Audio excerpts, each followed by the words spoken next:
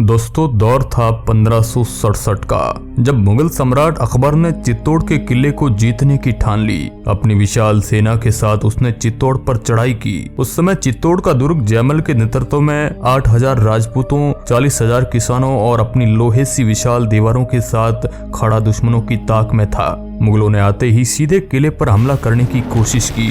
उन्होंने सोचा कि गढ़ की दीवारों को तोड़ के इसमें बैठे सारे लोगों को बंदी बना लेंगे। दुश्मनों ने किले पर जोरदार बमबारी शुरू कर दी, लेकिन राजपूतों की तलवार की धार और किले की दीवारों के सामने उनकी एक न चली। अकबर की दीवारें भेदने की रणनीति असफल होने के बाद उसने जमीन के नीचे से किले में जाने की रणनीति बनाई। उसने 5000 विशेष बिल्डरों और बढ़इयों को आदेश दिया कि किले के परिसर तक लंबी खाइयों का निर्माण किया जाए। अकबर की यह योजना भी नाकामयाब रही। 20 अक्टूबर 1567 को चित्तौड़ पहुंची सेना के लिए अब केवल एक ही विकल्प बचा था कि किले का राशन पानी खत्म होने तक बाहर बैठकर युद्ध का इंतजार किया जाए। अकबर अपनी सेना के साथ चित्तौड़ का दुर्ग जीतने के लिए लगातार 4 महीनों तक बाहर डेरा डाले बैठा रहा। इस बीच वो लगातार किले को क्षति पहुंचाने की कोशिश करता रहा। अंत में जब किले में बैठे राजपूतों के लिए खाने पीने की सामग्री खत्म हो गई और बाहर से आने वाली सामग्री को अकबर की सेना ने बिल्कुल बंद कर दिया, तो उन लोगों को किले के दरवाजे खोलने पड़े। अकबर की विशाल सेना के सामने राजपूत बड़ी वीरता से लड़े, पर 23 फरवरी 1568 को अकबर ने किले पर अधिकार कर लिया। आखिर क्या है इसके पीछे रहस्य, पूरी स्टोरी आपको बताएंगे। हेलो नमस्कार दोस्तों, आप हिस्टोरिकल राज यूट्यूब चैनल देख रहे हैं। इस तरह के इंटरेस्टिंग वीडियो देखने के लिए इस चैनल को आप सब्सक्राइब कर सकते हैं। दोस्तों, इतिहास के बारे में कुछ भी पूरे दावे से कहना तो मुमकिन नहीं है, पर इसको ठुकरा देना भी सही नहीं है। ऐसे ही एक इतिहास के बारे में आज हम जानेंगे। कहा जाता है कि हजारों वर्ष पूर्व पांडु पुत्र भीम जब संपत्ति की खोज में निकले तो उन्हें रास्ते में एक योगी निर्भयनाथ और एक सन्यासी कुकड़ेश्वर मिले। भीम ने योगी से पारस पत्थर मांगा। योगी पारस इस शर्त पर देने को राजी हुआ कि वह इस पहाड़ी स्थानों पर रातों रात एक दुर्ग का निर्माण करवा दे। भीम ने अपने बल और देवरूपी भाइयों की मदद से यह कार्य लगभग पूर्ण कर लिया था। सिर्फ दक्षिणी हिस्से का थोड़ा सा काम बचा था, पर योगी यहाँ पर पारस देना नहीं चाहता था।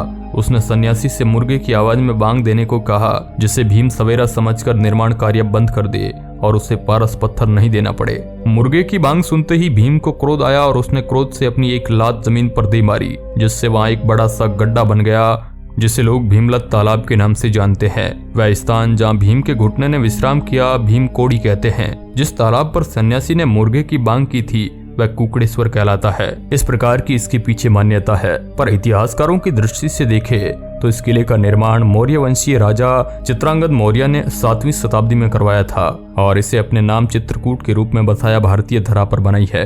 विशाल किला राजस्थान के चित्तौड़गढ़ में स्थित है, जो भीलवाड़ा से कुछ किमी दक्षिण में है। अपने लंबे इतिहास में कई दशकों की रखवाली करने वाला यह किला जब सिसोदिया राजवंश के संस्थापक राणा हमीर के पास आया तो उन्होंने अपने 50 वर्ष के लंबे कार्यकाल में इसे नया रूप दिया। युद्ध की दृष्टि से बना यह अभेद किला अपनी बनावट की वजह से भारतीय संस्कृति के लिए भी जाना जाता है। 152 मीटर ऊंची पहाड़ी पर स्थित यह किला 700 एकड़ में फैला हुआ है। इसमें गौमुख कुंड सहित कई प्रवेश द्वार है और पानी की 12 मासी आपूर्ति के लिए कई तालाब भी बने हुए हैं। युद्ध की छोटी से छोटी बारीकियों को ध्यान में रखकर बनाया गया यह किला अपने इतिहास में लगभग अभेद रहा है।